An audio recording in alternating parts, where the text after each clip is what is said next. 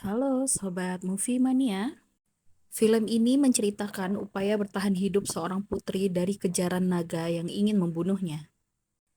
Seorang raja yang gagah berani menunggangi kudanya untuk memburu seekor naga.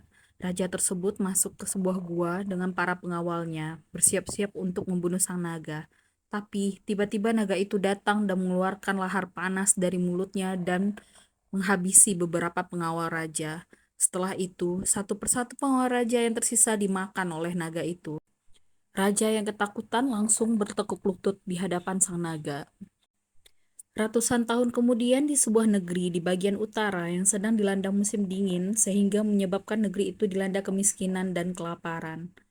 Elodie dan Floria adalah kakak beradik putri penguasa daerah tersebut, yaitu Lord Beaufort. Tidak seperti putri pada umumnya, Elodie adalah putri yang tangguh dan peduli dengan rakyatnya. Suatu hari, ketika Elodie dan Floria sedang membantu mencari kayu bakar, mereka melihat sebuah kereta kuda datang ke kastil mereka. Mereka pun bergegas pulang untuk menemui ayah mereka. Di kastil, seorang utusan dari kerajaan Aurea sedang memberikan proposal untuk meminang putri Elodie kepada ayah dan ibu tirinya. Elodie merasa tidak suka dengan proposal pernikahan tersebut, tetapi ayahnya mengatakan bahwa pangeran yang meminangnya dari kerajaan yang kaya, dan kerajaan Elodie membutuhkan bantuan mereka untuk melewati musim dingin, dan rakyat mereka tidak akan kelaparan. Akhirnya Elodie setuju dan mereka pun berlayar menuju kerajaan tersebut. Sesampainya di sana, mereka sangat takjub dengan kerajaan Aurea, tanah yang subur, perkebunan yang luas, serta istana yang megah. Sesampainya di istana, mereka disambut oleh ulu balang kerajaan dan diantarkan ke kamar yang sangat mewah. Ketika Elodie melihat pemandangan dari balkon kamarnya, ia bertatapan dengan seorang gadis sebaya dengannya yang berada di kastil seberang kamar. Elodie pun tersenyum kepada gadis itu, tapi gadis itu segera dipanggil masuk oleh pelayan ke dalam kamar. Ketika malam hari, Elodie yang tidak bisa tidur kembali ke balkon kamarnya dan melihat ke arah balkon kamar gadis yang ia lihat tadi siang. Tetapi, kamar gadis itu gelap, seperti tidak ada yang menghuni. Keesokan harinya, Elodie bertemu dengan Ratu Aurea dan pangeran yang akan dia nikahi. Agar mereka bisa lebih dekat, Elodie dan Pangeran Henry dipersilahkan untuk berbincang berdua, sedangkan ayah Aurea akan berbicara dengan Ratu. Saat mereka berbincang, Elodie mengajak Pangeran Henry untuk berkeliling kerajaan menaiki kuda. Mereka sangat menikmati waktu yang mereka habiskan, sehingga membuat Elodie yakin dengan perjodohan itu. Ayah Elodie keluar dengan berjalan lemas dari pertemuannya dengan Ratu. Ibu tiri yang menunggu di luar ruangan pun mencecar pertanyaan kepada ayah Elodie. Ia takut perjodohan Elodie dibatalkan, tetapi ayah Elodie mengatakan mereka akan mendapatkan mas kawin yang besar. Ibu tirinya yang merasa ada kejanggalan menanyakan perihal tersebut kepada Ratu Aurea, tetapi ia malah dihina dan diremehkan oleh sang ratu. Ibu tirinya mengatakan perihal ketidaknyamanannya kepada Elodie dan meminta Elodie untuk membatalkan pernikahan. Meskipun ia hanya ibu tiri, tapi ia sangat menyayangi Elodie dan Floria. Tapi ketika ayah Elodie datang, ia pun tak bisa melanjutkan percakapannya dengan Elodie. Keesokan harinya, Elodie pun bersiap-siap untuk pesta pernikahannya. Ini adalah pesta pernikahan yang sempurna, gaun yang mewah, altar yang megah, dan pangeran yang tampan. Setelah upacara pernikahan, Elodie dibawa menggunakan kereta kencana. Tapi anehnya, dia tidak dibawa ke istana, tapi ke sebuah bukit.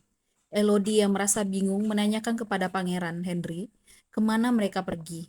Pangeran Henry mengatakan mereka akan memberikan penghormatan kepada makhluk kuno yang memberkati daerah mereka. Di sana, mereka disambut oleh sekelompok orang yang menggunakan topeng dan seorang wanita berbaju merah.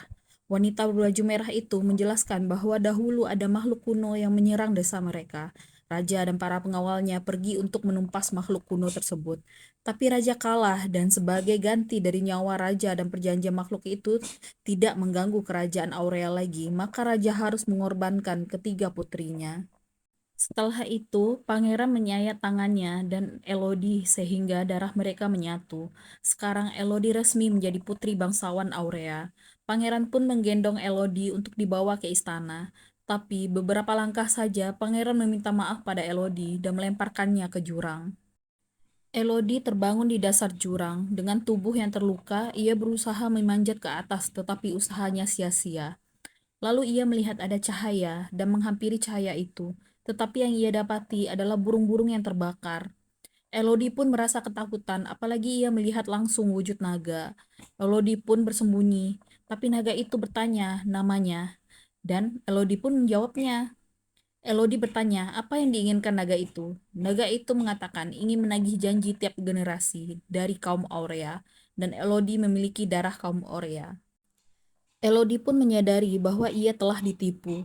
Sumpah darah antara ia dan pangeran dilakukan agar Elodie bisa dijadikan tumbal untuk sang naga.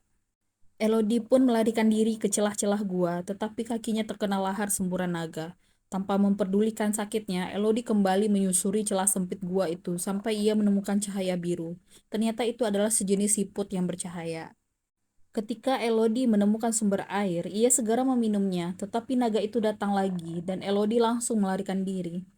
Ketika ia jatuh ke sebuah celah, ia menemukan tulisan bahwa naga itu tidak bisa mencapai tempat ia berada. Ia juga menemukan banyak nama tertulis di dinding-dinding gua. Melihat itu, Elodie pun merasa frustasi. Dia mengalami demam dan berhalusinasi bertemu gadis-gadis yang menjadi korban naga tersebut. Elodie pun jatuh pingsan. Ketika ia bangun, ia merasa jijik karena kakinya yang terluka dikerubungi oleh siput-siput yang berlendir. Ketika ia menyingkirkan siput itu, ternyata luka bakarnya sudah sembuh. Di dalam gua, Elodie menemukan peta untuk keluar dari gua. Elodie pun mengikuti peta tersebut dan memanjat keluar. Ketika ia menemukan cahaya matahari, ia segera berlari keluar, tetapi ternyata ia ada di pinggir jurang. Dia merasa putus asa, tapi ia melihat beberapa orang sedang menuju gua naga tersebut. Elodie pun berteriak minta tolong, tapi naga itu datang. Elodie segera bersembunyi di dalam gua. Ketika naga itu akan mengeluarkan lahar panasnya ke dalam gua, terdengar teriakan seseorang memanggil Elodie. Ternyata itu adalah ayah Elodie yang ingin menyelamatkannya. Ketika Elodie menghampiri suara ayahnya, Elodie melihat ada 3 buah telur naga dengan fosil bayi naga di dalamnya. Saat itu, Elodie menyadari bahwa raja terdahulu telah membunuh anak-anak naga. Saat ayahnya disiksa oleh sang naga, ayahnya meminta maaf kepada Elodie dan menyuruhnya melarikan diri menggunakan tali yang dipakai oleh ayahnya untuk masuk.